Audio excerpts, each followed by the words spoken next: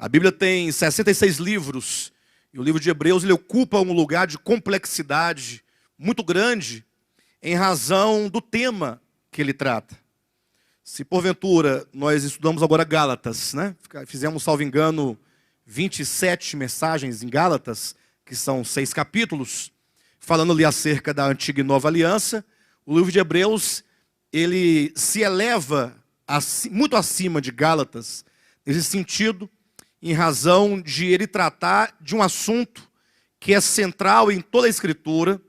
E não somente é central, mas Hebreus trata de um assunto que seria o cerne de toda a Escritura. Ou seja, toda a economia neotestamentária e toda a economia veterotestamentária, o que é isso?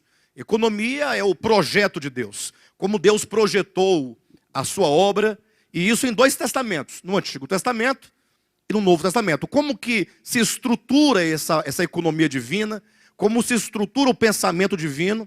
Então Hebreus vai tratar com categoria essa questão central. Quem compreende ou compreender o livro de Hebreus, terá certeza de que poderá compreender toda a Escritura.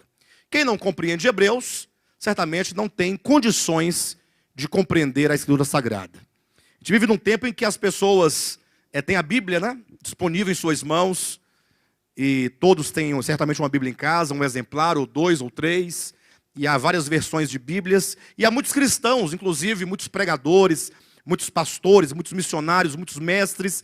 Entretanto, quantos podem dizer categoricamente que possui uma compreensão clara, possui um entendimento sadio, ou normal ou correto acerca de Hebreus? Quantos?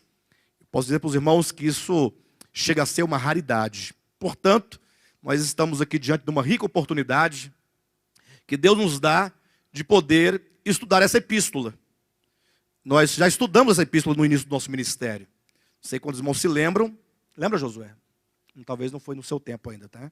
Mas nós chegamos a ver Hebreus, mas não me recordo se nós concluímos esse estudo ou se nós o tratamos de uma maneira muito rápida e, portanto, muito superficial. Dessa vez nós queremos fazê-lo de uma maneira profunda, dialogando essa epístola com toda a Escritura. Tá ok? Eu quero começar hoje lendo apenas um único versículo aqui de Hebreus, que está no capítulo 6, versículo 1. E a partir desse eu quero tecer aqui algumas considerações acerca desse livro. Hoje nós não vamos tratar de nenhum assunto específico, de nenhum capítulo específico dentro desse livro. Tomaremos a aula de hoje em termos de uma consideração geral acerca do contexto sociocultural apologético dessa carta, e eu já explico para os irmãos o que isso significa, tá ok? Leia comigo Hebreus capítulo 6, versículo 1. Por isso, pondo de parte os princípios elementares da doutrina de Cristo, deixemo-nos levar para o que é perfeito, não lançando de novo a base do arrependimento de obras mortas e da fé em Deus, e o ensino de batismos e da imposição de mãos, da ressurreição dos mortos e do juízo eterno. Isso faremos se Deus permitir. Então, estamos aqui diante de um texto minimamente estranho.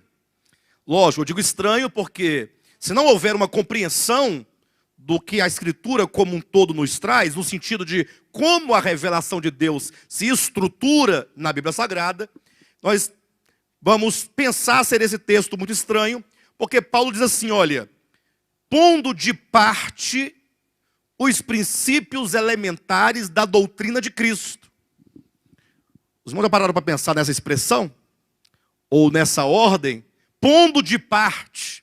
Como que dissesse, pessoal, vamos colocar de lado os princípios elementares da doutrina de Cristo.